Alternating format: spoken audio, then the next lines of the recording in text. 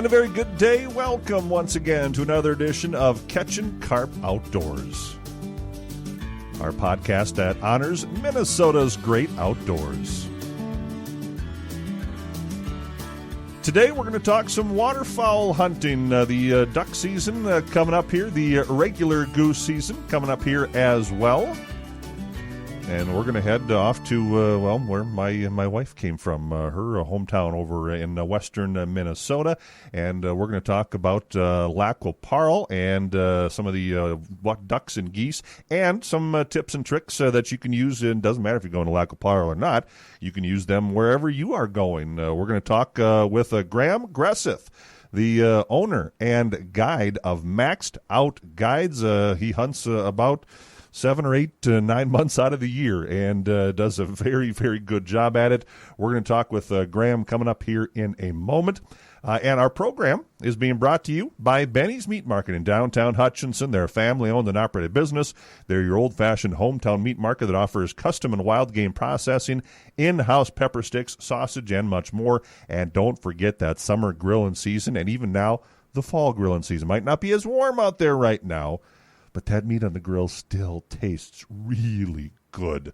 That's Benny's Meat Market, downtown Hutchinson. Visit bennysmeatmarket.com. And welcome to another edition of Catchin' Carp Outdoors, Minnesota's great outdoors, the podcast that honors that. And we are going to talk a little waterfowl hunting here, as that season is just around the bend for ducks and for geese. And we're going to go out west, where my wife is originally from, the kind of mecca of Minnesota waterfowl hunting out near the lac qui parle area. And we're going to talk with Graham Greseth of Maxed Out Guides. Hello, Graham. Hey, how are you? Doing very well. And thanks for coming on here. And boy, for you and for everybody else like you that likes to go out waterfowl hunting, you got to be getting excited, getting ready to go here. Well, we've actually been hunting since Labor Day weekend. We opened up on Saturday the 6th for early goose. So we have guided hunts basically every day since the season started, and we'll go through this coming weekend for our early goose season, and then the following weekend is when duck opener starts. Is there any difference between the early and the regular season, or what are the differences maybe between different seasons? Sure. So our early season, early season is just to hunt Canada geese, and it's mainly to target your local resident kind of nesting Canada goose population in the state of Minnesota. And the biggest differences are our limits are a little bit higher. In the regular season, we can shoot 3 birds per day. In the early season, we can shoot 5 birds per day. And they mainly do that just to try and keep the resident population in check a little bit. Maybe we should back up before we talk any more hunting. You are the owner and lead guide of Maxed Out Guides. Maybe just talk about that, how you got into hunting and being in the outdoors for a business. Yeah, so I have been operating Maxed Out Guides for 13 years. I originally started the company just as a way to help offset the cost of decoys. So we started running a few guided hunts out in western Minnesota, where I'm from, and things just kind of took off, I guess. The first year we were full pretty much every weekend. We ran it the next year. I brought a guide on, and it's just kind of grown and grown and grown until now. For the last 5 years, it's been my full-time job. So we guide hunts right now from September, starting in Minnesota, and then we we guide basically Minnesota, September, October, November. We guide hunts in Kansas in December, January, February. And then we guide snow goose hunts February and March into early April from Kansas back up into South Dakota. So it's a full-time year-round gig for me. When we get done hunting, then basically we just start getting ready to hunt all over again and getting ready for the new season to come about. So we've generally, I grew up in the lac qui parle area, and growing up we had 2 farms and 2 properties that were both on the lac qui parle refuge line. So back then, lac qui parle was known as tennis shoe pass, because that's, people used to come out there and pass shoot, and the joke was that whoever shot the bird and whoever had the tennis shoes on and got to it first was the one that claimed it. And so we had 42 pits and blinds that were all pass shooting back then. And, we'd have, guys that would come out and stay for the entire month. We'd have 30 to 40 campers in our yard, people goose hunting at our place. That was always a big deal for our family growing up. I was always around it. It was always our favorite time of the year. So it's just really something that I've been doing since I can remember. You mentioned the Lac Parle area, and that's maybe the biggest, at least to me, the biggest hunting area if you're going for the waterfowl and for the geese in Minnesota. What makes that area, that Lac Parle area, so good? Well, there's a lot of factors. Sometime if you ever want to talk, we can kind of go through how it's kind of a little bit of a longer story about how the Lac Parle Refuge really got going. It's a really interesting story. But the first thing is it's a good flyaway. A lot of the birds that come to us come from Churchill. I'm sorry, not Churchill, but Okeanik Marsh up in Winnipeg. And that's a large refuge up there. And we're basically just straight south of them on the migration chain. And so those birds have always migrated through the area. Lac Parle is essentially, it's just a wide spot in the Minnesota River that's caused by a dam to create the lake. And there's a few factors about the lake that make it ideal for geese. But one of the things that, I guess really makes the area a good waterfowl spot in general is you have a good combination of water, which obviously is what the birds sleep and kind of loaf on during the day. And then you've got a good food source for them. The preferred, geese will eat a lot of greens like grass and alfalfa and small grains and that type of thing. But when it comes to the fall and the migration, their main food source as things get cold turns to corn. And, if you go out to western Minnesota, you're going to be hard-pressed to find a wheat field anywhere in the area. It's mainly going to be corn, beans. That's, 95% of our crops out in the area. So it's just a really good combination of water, feed, great habitat, and, as the old saying goes, if you build it, they'll come. It does the strategy change on a place like Lac Parle as opposed to if just someone's going out to their local field or a lake that's near them? Does the strategy differ anywhere? Well, no. I mean, in order to have a successful hunt, I guess it does, because in order to have a successful hunt, you got to have birds, and we always have birds in the area.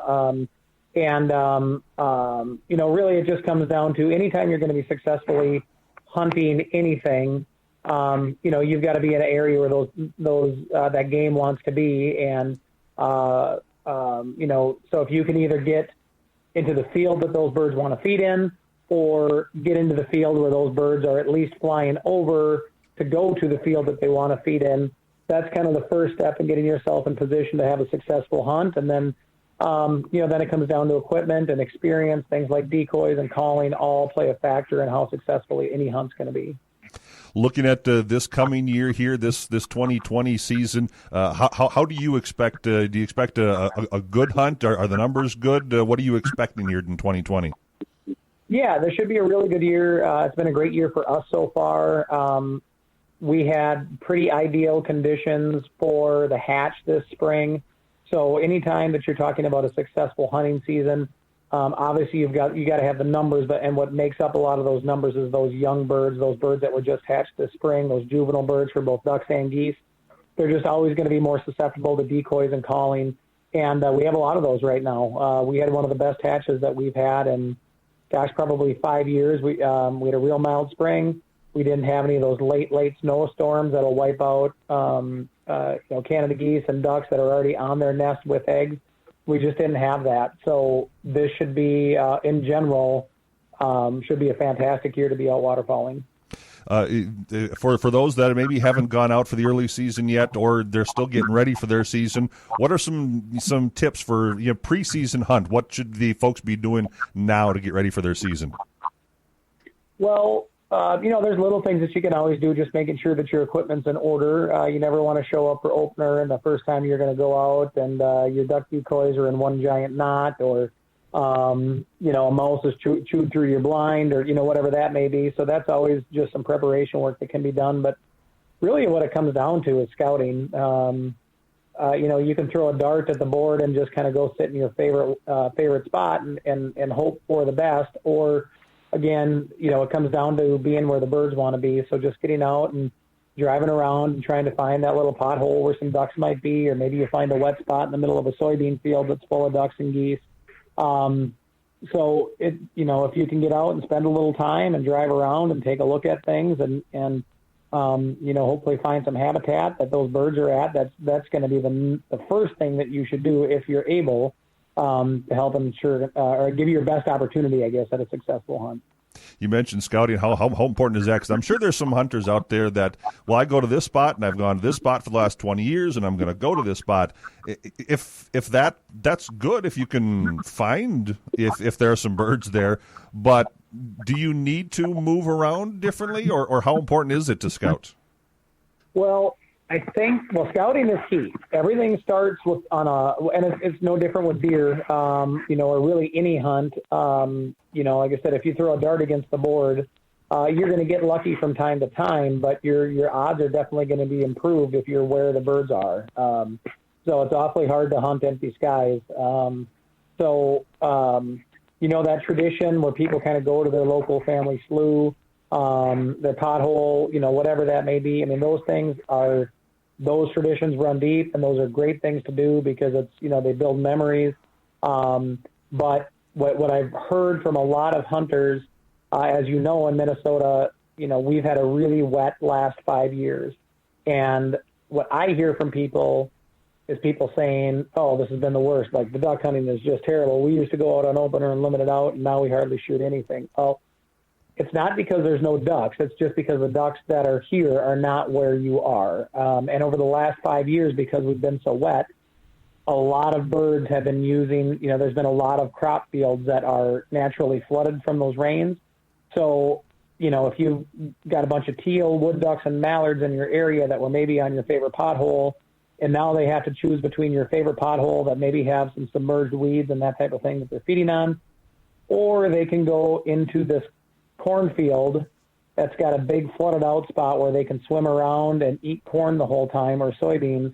That's definitely where they're going to be. So that's really where scouting comes into play, because if you can find that spot, you're in a much better position to have a successful hunt as opposed to, sitting in your opener spot year after year. Do you have a favorite bird or something that you just enjoy most over all the other ones, or do you just enjoy just being out in the outdoors? We always love being out with, I and our guides. We've got about 20 guides on staff. We're very fortunate to be able to do what we do and make a living hunting. So we always appreciate the opportunity to be out there every day. If I had to choose, I guess it's, kind of whatever the hot field is for that day is going to be. I mean, it's awfully fun to hunt giant Canadas and work them in with our calls. Canada geese are very responsive to calling, so we can call back and forth to them and kind of coax them in. That's always a rush, and that's always a big sense of accomplishment. But it's also a lot of fun to have, 1,000 mallards set up on you and come into your decoys when you're out in a dry cornfield as well. So I love hunting them both. I don't even know if I could pick one. They both have a time and place and kind of a special spot in my heart.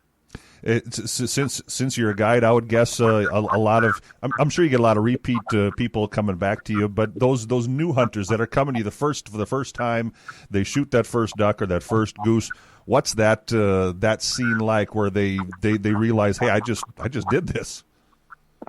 Yeah, I mean, it's great. We just had a group this last weekend. We had our 4th annual women's weekend, so we had a group of 12 ladies out to the lodge, and many of them had never shot a goose before, including one of them was my wife.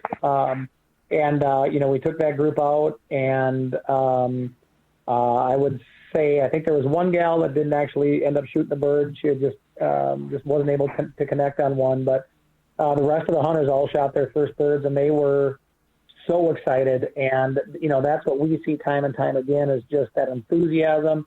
For us, we're always nitpicking the hunts, and, we should have done this, we could have done this. If we'd have done this, then that group would have come in.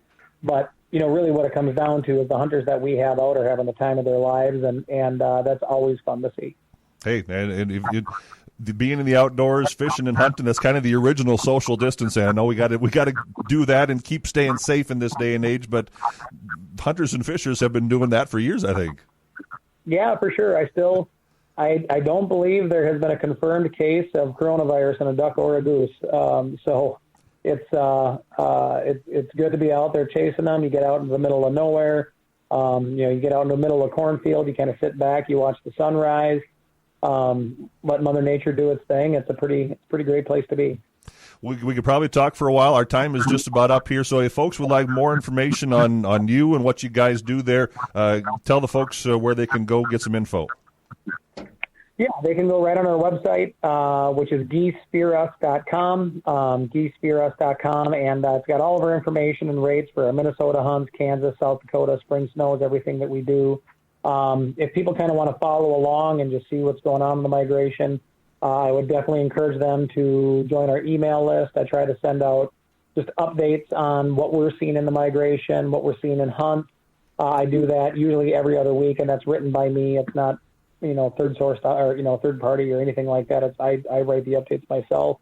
And then, follow us on social media. We're on Facebook, Instagram, and we post all kinds of videos and pictures from our hunts for our followers to kind of see and just see what we're seeing in the field on any given day.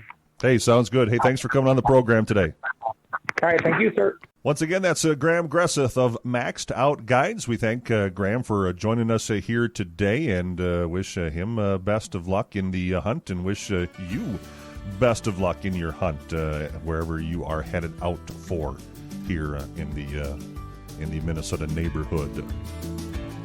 Again, you can search him out, Maxed Out Guides. That's Maxed Out with 2 X's in that Maxed Out Guides, or check out geesefearus.com. Join us next time. Introduce a kid to the great outdoors. And don't forget to keep your line in the water. We'll see you next time. Catchin' Carp Outdoors has been a presentation of KDUZ, KARP, KGLB Radio, and the Ingstad, Minnesota Radio Network. Check out all our past episodes on YouTube.